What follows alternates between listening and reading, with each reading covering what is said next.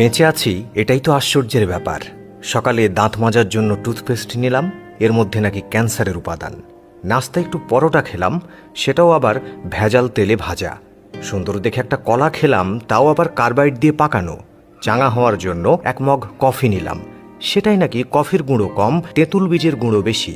কাঁচা বাজারে গেলাম টাটকা শাকসবজি কেনার জন্য, কিনবো কি, সবই তো হাইব্রিড সার দিয়ে ফলানো। মশলা আর হলুদ গুঁড়ো নিলাম, ওতে আবার লেদ আর ক্রোমাইট কেমিক্যাল মেশানো। সয়াবিন তেল দিয়ে রান্না করব, সেই তেলের অর্ধেকই নাকি পাম অয়েল মেশানো। মাছ মুরগি খাবো, কিন্তু সেগুলোকে ভেজাল পোলট্রি ফিড খাইয়ে বড় করা হচ্ছে। গরমের দিনে একটু তরমুজ খেতে মন চাইলো, সেটা নাকি পটাশিয়াম পারম্যাঙ্গানেট দিয়ে লাল করা।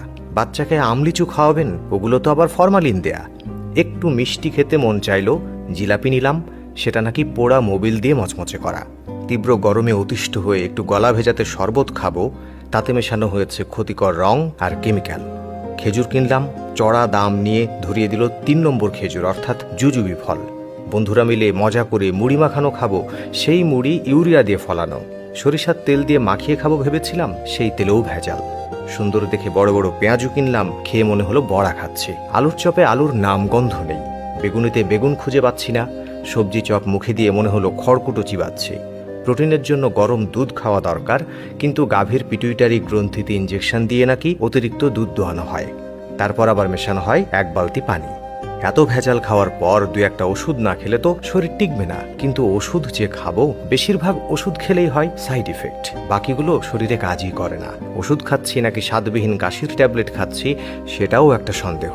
ভেজাল খেয়ে পেট ভরিয়ে বসে বসে ভাবছি, এ পর্যন্ত বেঁচে আছে কিভাবে। চিনি আর লবণ দেখতে কিন্তু ঝরঝরে সুন্দর, অথচ সুন্দর দেখাতে গিয়ে এ দুটি খাদ্য আর খাদ্য নেই, হয়ে গেছে ক্ষতিকর রাসায়নিক পদার্থ। 3 বেলা নিয়ম করে খাচ্ছি কেবল বিষ।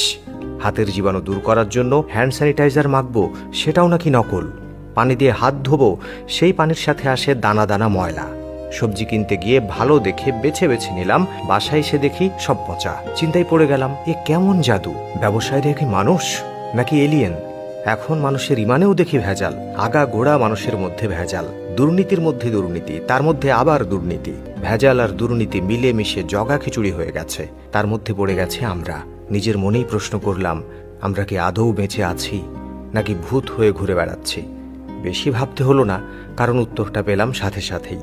যে পরিমাণ ফরমালিন খাই, তাতে শুধু ফলমূল নয়, সাথে আমরা মানুষেরাও সংরক্ষিত হয়ে গেছি, নইলে তো কবেই পৌঁছে যেতাম। দর্শক, এত সব ভেজালের ভিড়ে অন্তত আপনি সামান্য হলেও খাঁটি মানের মন্তব্য তো করতেই পারেন ভিডিও সম্পর্কে। যাই হোক, আবারও দেখা হবে।